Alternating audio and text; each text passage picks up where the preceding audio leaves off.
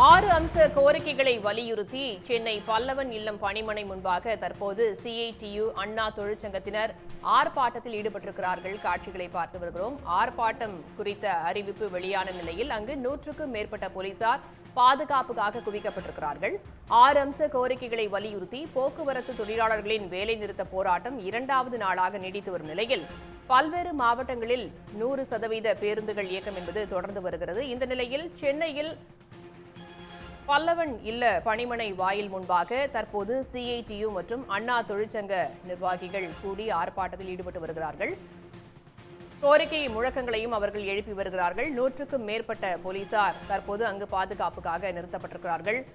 இந்த நிலையில் பொங்கல் பண்டிகை நேரத்தில் போக்குவரத்து தொழிலாளர்களின் வேலை நிறுத்த போராட்டம் தேவையா என உயர்நீதிமன்றம் கேள்வி எழுப்பியுள்ளது. பொங்கல் பண்டிகை நேரத்தில் போக்குவரத்து தொழிலாளர்களின் வேலை நிறுத்த போராட்டம் தேவையா என உயர்நீதிமன்றம் கேள்வி எழுப்பியுள்ளது. போக்குவரத்து தொழிலாளர்கள் போராட்டம் முறையற்றது என்றும் நீதிமன்றம் கூறியுள்ளது. பொங்கல் பண்டிகை நேரத்தில் போக்குவரத்து தொழிலாளர்களின் வேலை நிறுத்த போராட்டம் தேவையா என்று சென்னை உயர்நீதிமன்றம் கேள்வி எழுப்பியுள்ளது. மேலும் போக்குவரத்து தொழிலாளர்களின் போராட்டம் என்பது முறையற்றது என்றும் சென்னை உயர்நீதிமன்றம் தெரிவித்திருக்கிறது. 6 அம்ச கோரிக்கைகளை வலியுறுத்தி போக்குவரத்து தொழிலாளர்களின் வேலை நிறுத்த போராட்டம் 2வது நாளாக நீடித்து வரும் நிலையில் போக்குவரத்து தொழிலாளர்களின் போராட்டம் முறையற்றது, பொங்கல் பண்டிகையின் போது இந்த ஸ்ட்ரைக் என்பது தேவையா என்று உயர்நீதிமன்றம் கேள்வி எழுப்பியுள்ளது.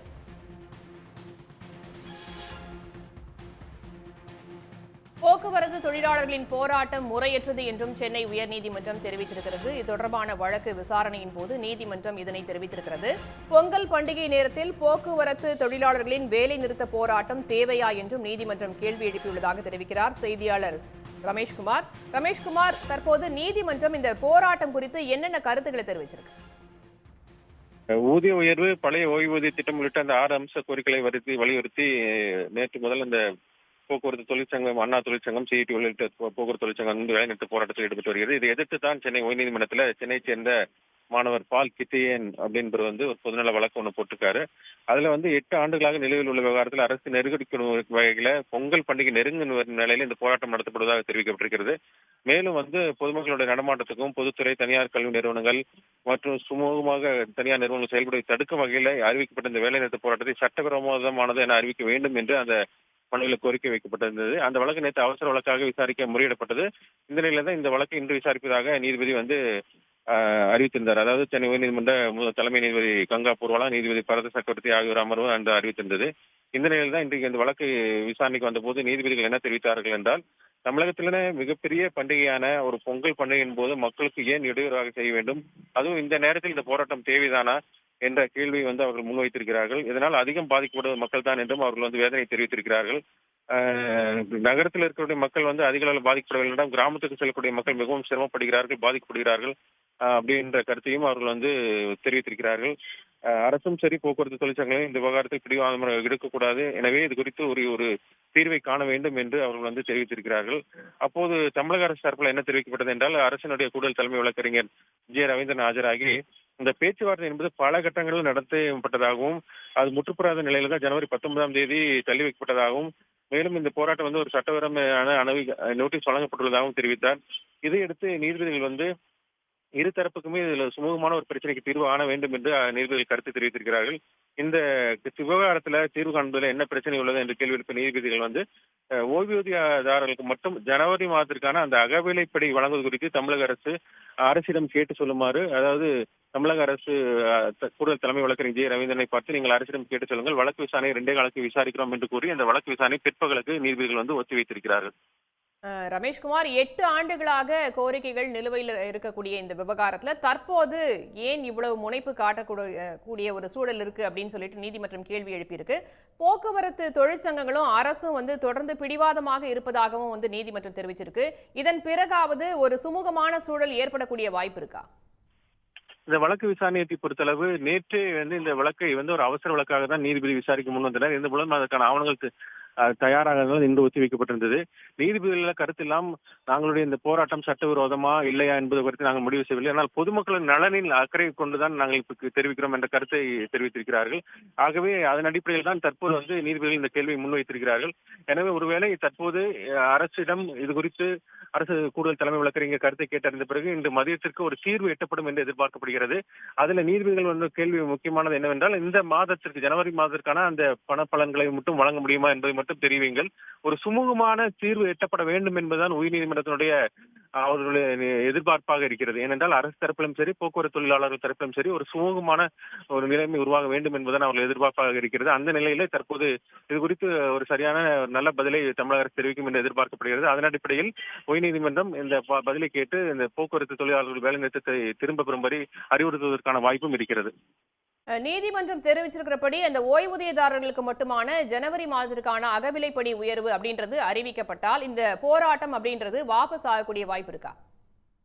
ஏனென்றால் உயர்நீதிமன்றத்தினுடைய அந்த ஒரே கோரிக்கை தான் முன்வைத்திருக்கிறது. ஏனென்றால் மற்ற பிரச்சனைகள் அவர்கள் எழுப்பவில்லை. அவர்களுடைய முழுமையான மற்ற பிரச்சனைகளை நீதிமன்றம் தலையிட விரும்பவில்லை.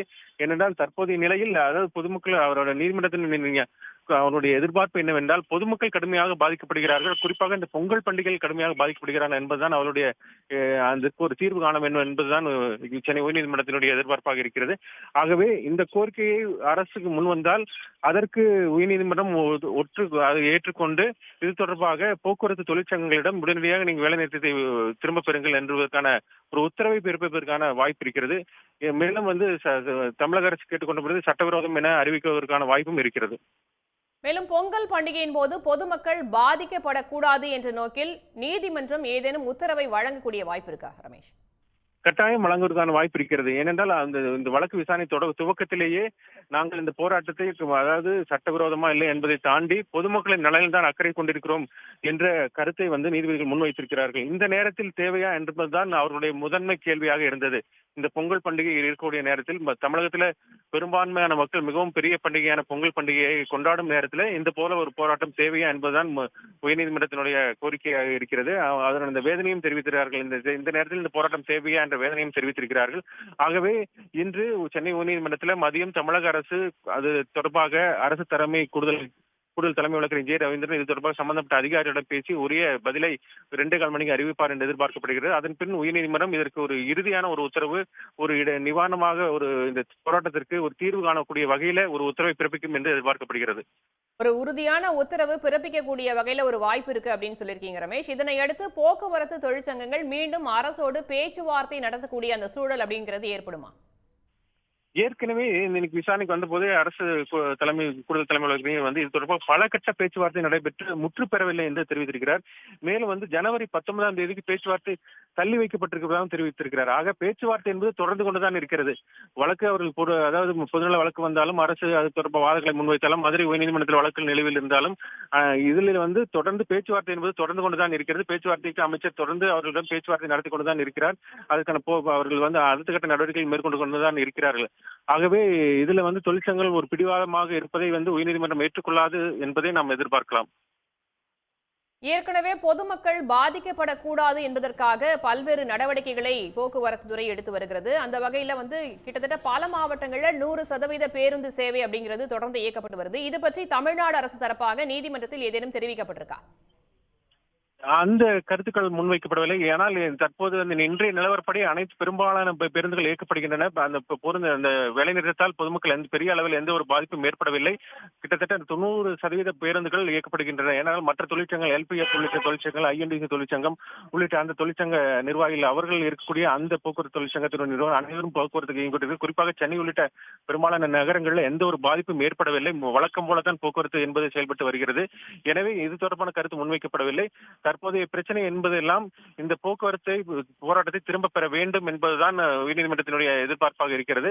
அதற்கு என்ன தீர்வு காண வேண்டும் என்பதுதான் உயர்நீதிமன்றத்தின் அதனுடைய கேட்டு அதற்காக அரசிடமும் சரி போக்குவரத்து தொழிற்சங்க தரப்பு வழக்கறிஞர்களும் கேட்டு அதற்கு அதாவது சுமூகமாக தீர்க்கப்பட வேண்டும். இரு தரப்புமே பிடிவாதமாக இருக்கக்கூடாது என்பதுதான் உயர்நீதிமன்றத்தினுடைய கோரிக்கையாக இருக்கிறது. மேலும் ரமேஷ்குமார், சீரான போக்குவரத்துக்கு இடையூறாக இந்த போக்குவரத்து தொழிலாளர்களின் போராட்டம் இருக்கக்கூடாது என்று ஏற்கனவே அரசு தரப்புல தெரிவிக்கப்பட்டிருக்கு. இது குறித்து ஏதேனும் நீதிமன்றத்தில் தமிழ்நாடு அரசு தெரிவிச்சிருக்கா? அது குறித்த தகவல்களை அவர்கள் தெரிவிக்கவில்லை. என்றால் இந்த வழக்கு விசாரணை தொடங்கிய உடனேயே தமிழக அரசு தரப்புல ஆஜரான வழக்கறிஞர் இந்த போராட்டம் தொடர்பான அனைத்து விவரங்களையும் தெரிவித்தார். ஏற்கனவே எந்தெந்த கட்டத்தில் பேச்சுவார்த்தை நடந்தது, எவ்வளவு முறை பேச்சுவார்த்தை நடந்தது உள்ளிட்ட விவரங்களை எல்லாம் முன்வைத்தார். இது தொடர்பான புள்ளி விவரங்களையும் தெரிவித்தார். அதன் அடிப்படையில் தான் தற்போது உடனடியாக தீர்வு காண வேண்டுபடும். ஏனென்றால் போக்குவரத்து தொழிலாளர்களுடைய போராட்டம் உடனடியாக திரும்ப பெற வேண்டும் என்பதில் தான் உயர்நீதிமன்றம் உறுதியாக இருக்கிறது. அதன் அடிப்படையில் அந்த இடைக்கால ஒரு தீர்வாக, ஒரு நிவாரணமாக இந்த தொகையை மட்டும் இந்த ஜனவரி மாதம் அந்த பணப்பலன்களை மட்டும் தர முடியுமா என்பதை மட்டும்தான் உயர்நீதிமன்றம் கேள்வியாக முன்வைத்திருக்கிறது. அதற்கான தீர்வு கிடைத்துவிட்டால் இதற்கு ஒரு உயர்நீதிமன்றம் உரிய உத்தரவை பிறப்பிக்கும் என்று எதிர்பார்க்கப்படுகிறது. தகவல்களுக்கு நன்றி ரமேஷ்குமார். உடனுக்குடன் செய்திகளை தெரிந்து கொள்ள சன் நியூஸ் பெல் ஐகானை கிளிக் பண்ணுங்க.